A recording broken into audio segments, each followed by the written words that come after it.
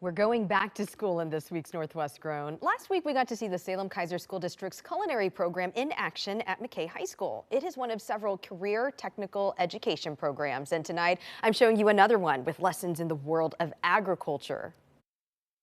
Farmers and ranchers often come to mind when people think about careers in agriculture. And students here learned that those are only a couple of the many professions to consider. That's a small portion. That's a very important component, but there's a lot more out there for them to get involved in. Gerald Hostler is the McKay High School agricultural sciences teacher. I always challenge students every year to think of any career that they can think of that's not related to agriculture in some form or fashion. And in the 8 years I've been here, I've never been stumped.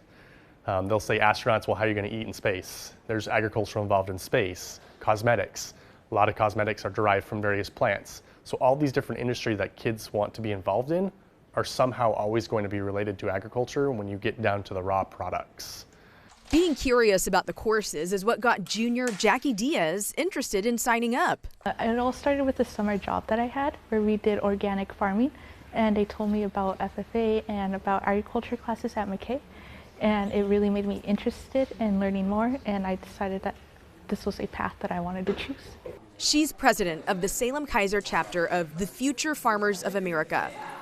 With this class, she's learned about animal anatomy, how to run a greenhouse, even sell flowers from that greenhouse. Now her confidence is growing.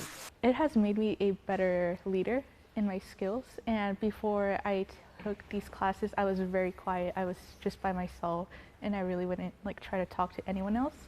And after I joined FFA and I started to get to know more people, I started expanding my circle more and wanting to be more open to people.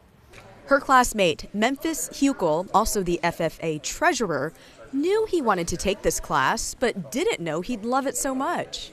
I wanted to take this class because I wanted to learn more about animals, and it's a good opportunity for me in the future, and it's goes hand in hand with the FFA, and I pretty much joined because of FFA, but I love, this is one of my favorite classes to come to.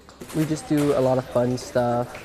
We're constantly doing labs, and I know it's a good experience for the future because we've done marketing, we've done dissections, and it's something I kind of want to do in the future maybe.